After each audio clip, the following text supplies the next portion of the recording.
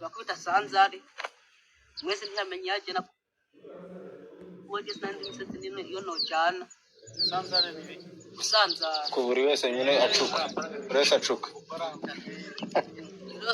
turasanzari wese acuka ukiwe mwese agipa ukiwe rero ni muko agira mu gatondo andara mu musozi ndumye no mu gatondo bwaca umva naringarutse ino sarugiye umva naringarutse muri birigade bakubita sanzari mwese ntiyamenye yaje na kuboje sandi misetse nino iyo nojana sanzari ni sanzari ku buri wese nyine acuka wese acuka turasanzari mwese acuka ukiwe mwese agipa ukiwe rero ni muko agira mu gatondo andara mu musozi ndumye no mu gatondo bwaca umva naringarutse ino Ibe vyiza kuri mwese banywanyi bacu mukurikira amakuru n'ibiganiro dutambutsa kuri nombonesha kure mukunda muri benshi ya Iwacu TV nane n'umwanya amakuru agizwe ko ari karagaruka ko cane amakuru tugiye kugaruka ku yariko aravugwa kubirabana n'umutekano ndetse na politike. Muri ano makuru turaza kubabwira amakuru yihutirwa cane arabana n'umutekano. President Evariste Ndayishimiye yarafise ubwoba bwinshi ni mu gihe humvikanye amasase n'urusaku rw'imbunda zikomeye cane mu gisagara ca Uvira. Ni nyuma yuko M23 hariko haravugwa amakuru yuko yoba igeze Kiriba. Kuri ubu ngubu M23 bikaba bivugwa yuko yajeje kugera mu gisagara ca Uvira. President Evariste Ndayishimiye akaba yari yatanguye gucyura abasirikari biwe bari muri Republika Iharanira Intwaro Rusange ya Congo, ariko nanone bikavugwa yuko mu gihe M23 yoba yafashe igisagara ca Uvira.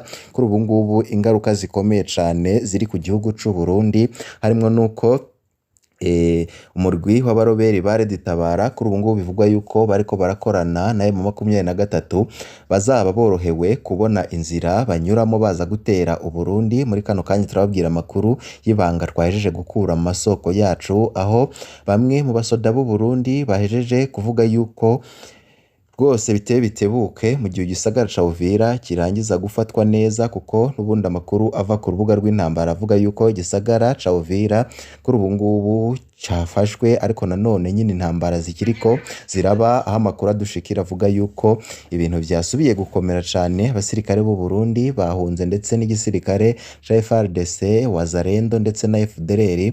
Kuri ubu ngubu bikavugwa yuko igisagara cahejeje guhabwa M23. Uburundi burafise ubwoba bukomeye cane bivanye n'izo ndwano ziriko zirabera muri Republika Iharanira Intwaro Rusange ya Congo.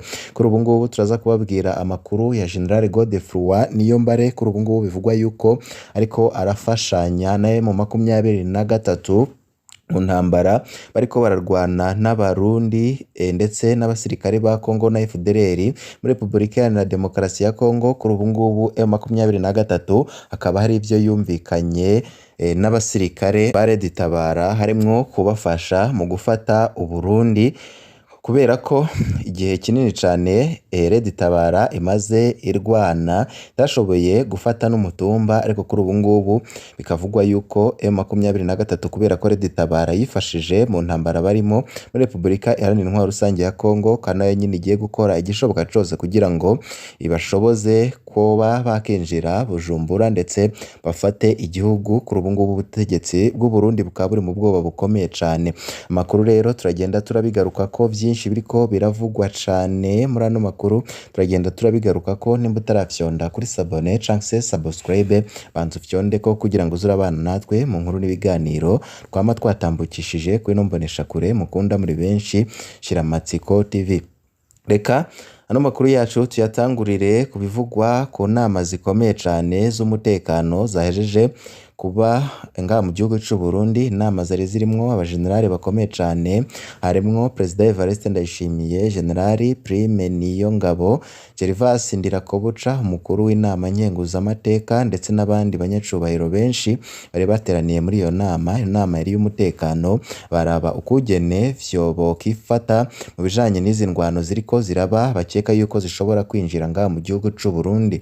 Kuri ubu ngubu President Evariste Ndayishimiye nimba ari umuntu uri ariko aratukwa cane nabo begeranye niwe bivanye no bavuga yuko ari we wishoye muri izo ntambara za Repubulika Iharanira Demokarasi ya Congo, none kuri ubu ngubu akaba yazitsinzwe mu manama akomeye cane agize iminsi araba.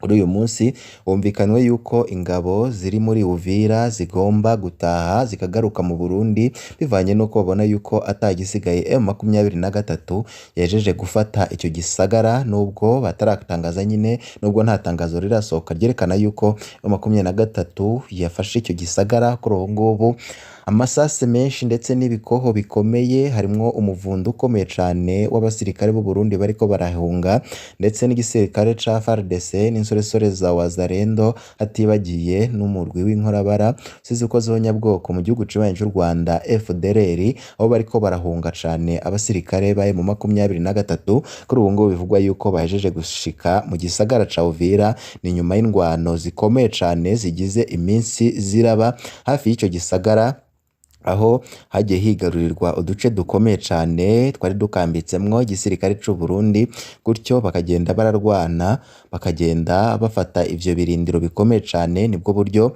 bafashemwo Rubarika, Gatogota, Ruvungi, Sange, ndetse bakaba none bavuye mu gice ca Kiriba, bakaba bashitse mu mujyi wa Uvira. Ivyumvikana yuko M23 biboneka yuko yahejeje gutsinda uru rugamba rwo kwigarurira umujyi wa Uvira, aho kuri ubu ngubu abategetsi b'u Burundi bafise ubwoba bivanye nuko babona yuko imirwi yitwaje ibirwanisho ari isanzwe ikorera ibitero mu Burundi, harimo na Red Tabara yoba igiye gukora ibintu bikomeye cane, aho kuri ubu ngubu hanavugwa amakuru yuko M23 yoba ifashwa na Red Tabara mu rugamba bariko bararwana muri Repubulika Iharanira Intwaro Rusange ya Congo. Tukiri kuri ya nama, hafashwe ivyemezo bikomeye cane, aho bamwe mu bakurikirana iyo nama babwiye Perezida Evariste Ndayishimiye ko igisigaye atacindi ari ukugenda agapfukamira M23 kugira ngo niramuka ifashe Uvira izamworohereze kuba tapfunga imipaka, ndetse imworohereze ko uruja n'uruza nk'uko rwama ariko rubandanya kugenda, kuko Evariste Ndayishimiye azoba asa nkaho apfungiye ahantu hamwe bivanye nuko imipaka imuhuza n'u Rwanda u Rwanda nawe yahejeje kuyipfunga. Kuri ubu ngubu Abarundi ntibakinjira mu Rwanda ngo basume, nta bintu biva mu Rwanda ngo vyinjire mu Burundi binyuze ku butaka. Kuri ubu ngubu bivugwa yuko Burundi bwahejeje no kugwa mu manka ikomeye cane bivanye n'iryo fungwa ry'imipaka, aho kuri ubu ngubu ibintu byinshi byari bisigaye binyura ku mupaka uhuza u Burundi na Congo. Kuri ubu ngubu nabo nyine kavugwa yuko M23 igifata Uvira takindi gikurikiraho usibye gupfunga umupaka u Burundi buhana na Repubulika Iharanira Intwaro Rusange ya Congo, ndetse n'ivyahora byambuka biva muri Repubulika Iharanira Intwaro Rusange ya Congo ndetse n'ibiva mu Burundi bijya ahandi mu bice bitandukanye muri Congo ko bitazongera, harimo nuko ivyavaga mu Burundi harimwo ibikoresho vya gisirikare ndetse n'ibindi bikomeye cane bitazongera gusubira kwambuka bija muri Repubulika Iharanira Intwaro Rusange ya Congo, gutyo u Burundi akaba ari bwo bufisemwo ibihombo bikomeye cane. Kuri ubu ngubu rero abari bagize iyo nama bagiriye inama Perezida Evariste Ndayishimiye yo gufata akiyunga kuri M23 ko icambere agomba gukora karukurahira ko atazusubira kujya gufasha Perezida Felix Antoine Tshisekedi wa Congo mu rugamba M23 iriko irarwana n'abasirikare ba Congo, aho kuri ubu ngubu M23 yari yabangamiwe n'ingabo z'u Burundi, kuko biboneka yuko arizo zari zifise imbaraga nyinshi ndetse n'ubunyamwuga bwo kuba barwana iyo ntambara, ariko kuri ubu ngubu bikaboneka yuko bahejeje kuyitsindwa. Rero Perezida Evariste Ndayishimiye yabuze ayacira n'ayamira, yajumarariwe, nta vyinshi ariko aravuga nk'uko byari bisanzwe, aho Perezida Evariste Ndayishimiye yarasanzwe aravuga amajambo menshi cane. Kuri ubu ngubu yajumarariwe, bamubwira yuko rero agomba gusaba M23 imbabazi kugira ngo izamworohereze basi nifata igisagara ca Uvira ntize gutera u Burundi, kuko Perezida Evariste Ndayishimiye nyine yacahura n'ivyago bikomeye cane. Kuri ubu ngubu abajenerali bafatanije kurongora igisirikare kuri ubu ngubu bamukariye cyane ntakiri gufata ijambo bivanye n'uko yari yababwiye yuko intambara azayitsinda none akaba amaze kuyitsindwa harapfiriyemwo abajenerali bakomeye cyane b'ingabo z'u Burundi ndetse n'abandi basirikare benshi. Kuri ubu ngubu bamwe mu bakurikiranira hagufi biriko birababona yuko bivanye n'uko abasirikare b'u Burundi bose bahejeje gushirira ku macuniro muri Repubulika Iharanira Demokarasi ya Congo ko kongera kwisuganya bakabona abasirikare bashobora kurwanira igihugu ko ari ibintu biteye ubwoba. Kuri ubu ngubu abariko baravanwa ku rugamba muri Repubulika Iharanira Intwaro Rusange ya Congo, amakuru twahejeje kuronka nuko bariko barajyanwa ku mipaka kugira ngo bacungere umutekano w'igihugu bawucungereye bari mu Burundi, kuko bikeka yuko umwanya n'umwanya Red Tabara ishobora kubasanga ngaha mu gihugu c'u Burundi maze ikabadurumbanya no mu gihe imbaraga nyinshi bazikoresheje muri Repubulika Iharanira Intwaro Rusange ya Congo.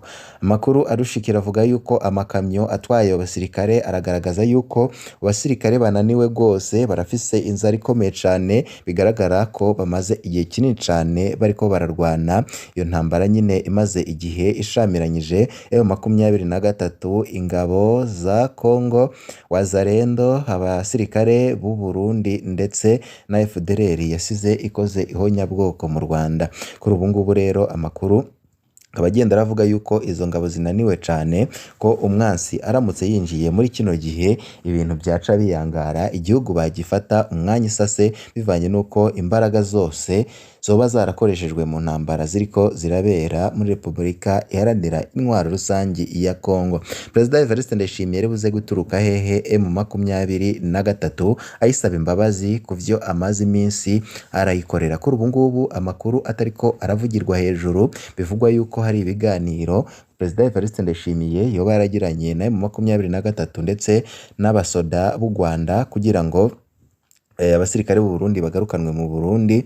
Kuri ubu ngubu akaba ari nayo mpamvu M23 ngo byayifashije gushika mu gisagara ca Uvira vyoroshe. Ivyo bikaba byaratanguriye ku kugene Wazalendo yategereye abasirikare ba FRDC ndetse n'abarundi harimo na FDLR muri Sange.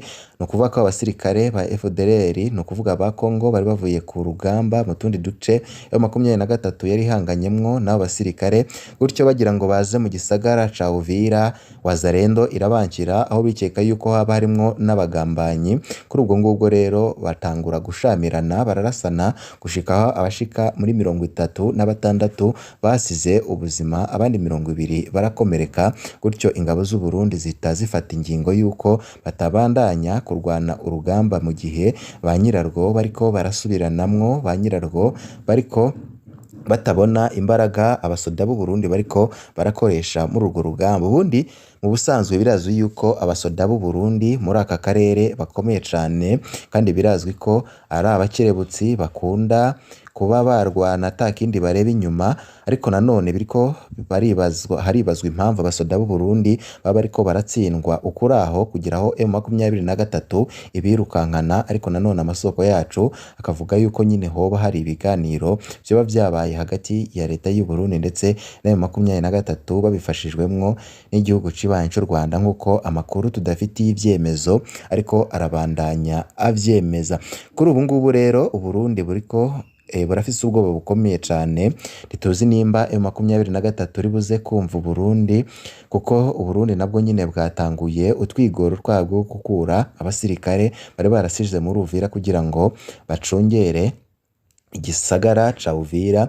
Akaba ari nayo mpamvu abasirikare b'u Burundi bameraga amagabo ku rugamba. Kuri ubu ngubu bahabonye Wazalendo ndetse na FRDC na FDLR birukanse mu gihe amasasu yatangira kuvuga muri Uvira, nabo nyine bagata bakomoka bagafata imiduga bakirukanka cane. Turabandanya kubabwira amakuru ariko aravugwa irya nino cyane cyane ku rubuga rw'intambara, ubwo babwishura mu bategetsi b'u Burundi. Amakuru ya General Godefroid yo mbare ko yoba agiye gutorera akoyoko muri izo ntambara zigize iminsi ziravugwa, maze nawe akaza gutabara Abarundi. Mu kandi kanya turaza kubabwira byinshi bigezwe ko turiko turabatohoreza, nimuze kuja kure. Nimba utarafyonda kuri sabone, koresha kano karyo fyonde ko maze uzurabana natwe mu nkuru n'ibiganiro twama twatambukishije kuri nombonesha kure mukunda muri benshi. Shira Amatsiko TV. Mu kandi kanya tuze mu yandi makuru azabagezwe.